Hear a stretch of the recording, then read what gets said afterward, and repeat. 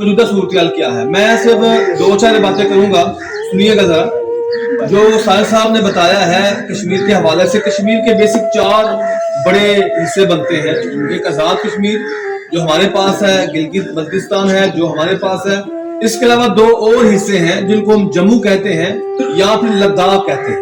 लद्दाख के बारे में बहुत कम लोगों को पता है कि उसका ज्यादातर जो कब्जा है वो इंडिया के पास ही, लेकिन उसका कुछ हिस्सा जो है वो चीन के पास है।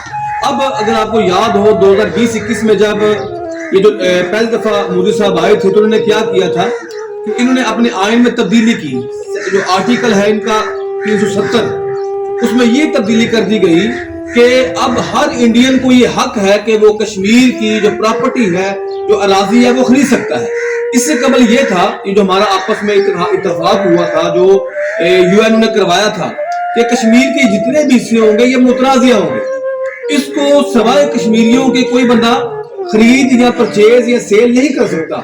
लेकिन उस आर्टिकल 370 में ये लिखा गया कि हर इंडियन को ये हक मिल गया कि वहां पर क्या होगा, वो इंडियन वहां पर जमीन खरीद सकते हैं।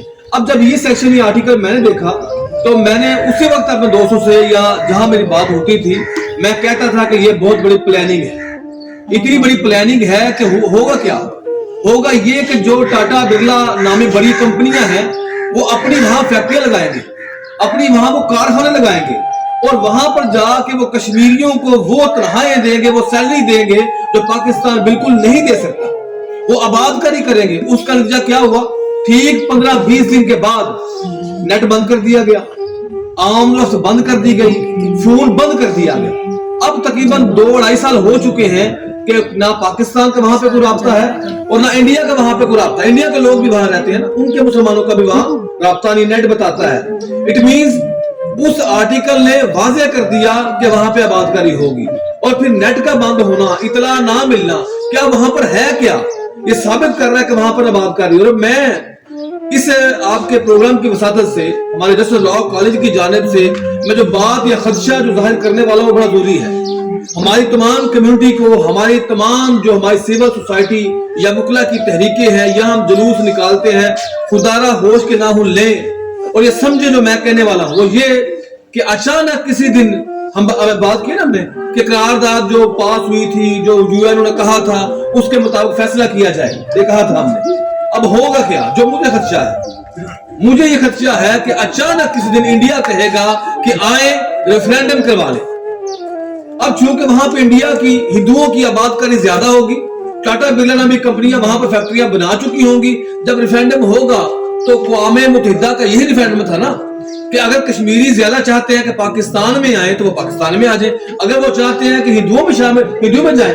अब जब वहां पर इस आर्टिकल तहत उन्होंने अपनी अराजी खरीद ली है, वहां पे फैक्ट्रियां बन रही होंगी, वहां पे कारखाने बन रहे होंगे, तो ये बात बिल्कुल सीधी सी है, आसान है, क्लियर है कि वहां पर आबादी किसकी ज्यादा होगी, हिंदुओं की। अब जब रेफरेंडम में हिंदुओं की तरफ हाथ ज्यादा उठेंगे तो कश्मीर तो गया ना।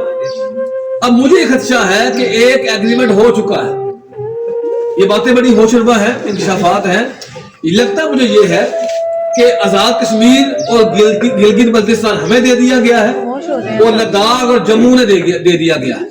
तो ये हमें अवाम को ये बाबर करवाना है कि हम ऐसा नहीं होने देंगे। जो उनकी प्लानिंग है कि रेफरेंडम में हिंदुओं की तादाद जब ज्यादा होगी तो उसको वो इंडिया में शामिल कर लेंगे और हम इसी तरह यहाँ पर एहतजाज करते रह जाएंगे। इसलिए आप जहां पर हैं एहतजाज करें। बड़ी तफसील से ज़ैनब ने और सासाग ने आपको तफसील बताई है, उसमें मैं नहीं जाना चाहता।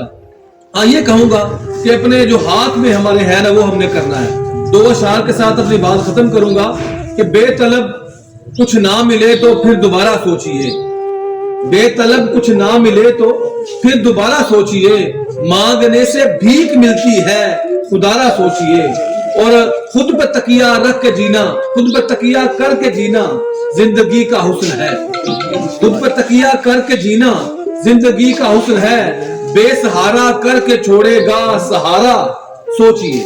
इसलिए आप